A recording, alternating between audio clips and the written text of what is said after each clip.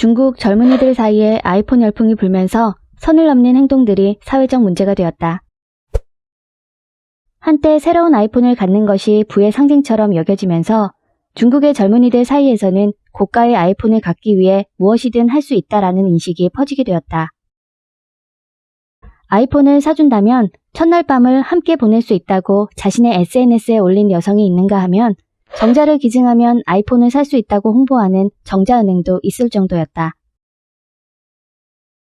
오늘의 주인공 왕군은 과거 경악할 만한 방법으로 아이폰을 손에 넣었다가 땅을 치고 후회하고 있다.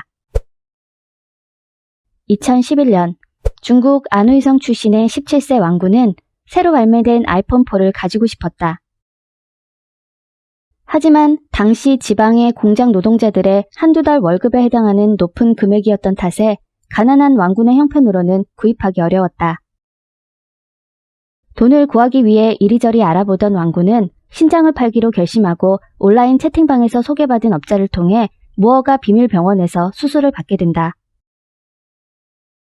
왕군은 390만원가량을 받아 소원대로 아이폰과 아이패드를 구입하고 기뻐했는데 업자가 왕군에게서 얻은 신장으로 챙긴 금액은 약 3,900만원이었다. 어리석은 왕군은 새로 산 아이폰을 보며 2개의 신장 중 하나만 팔았으니 제법 남는 장사였다고 자신의 결정에 만족해했다. 하지만 기쁨은 얼마 가지 못했다. 위생적으로 청결하지 않은 무허가 병원에서의 수술은 감염을 일으켰고 수술 부위에 문제가 생기게 되었다. 부모님께 혼날 것을 걱정했던 왕군은 혼자 고통을 삭혀야만 했다. 하지만 곧 엄마에게 고가의 아이폰과 아이패드를 들켰고 어디서 났냐고 추궁하자 결국 사실을 털어놓았다.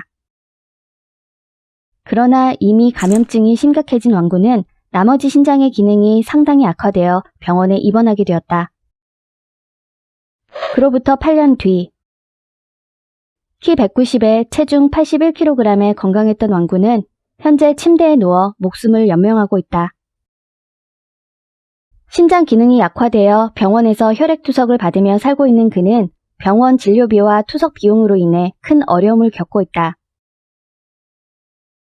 왕군에게는 부모님과 누나가 있는데 그의 누나는 왕군의 병원비를 위해 학업을 중단하고 일자리를 찾아 대도시로 떠났다고 한다.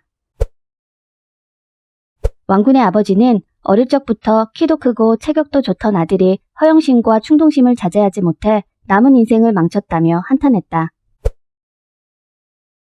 왕군 역시 돈 몇 푼 얻으려다 훨씬 더 많은 병원비를 쓰고 있다며 자신의 행동을 후회했다.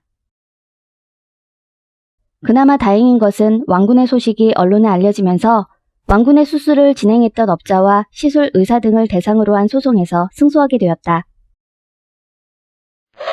이로 인해 상당한 금액의 보상금을 지급받을 수 있게 되었는데 가족들은 돈으로 살 수 없는 아들의 건강과 가족들의 남은 인생을 잃었다며 깊은 한숨을 내쉬었다.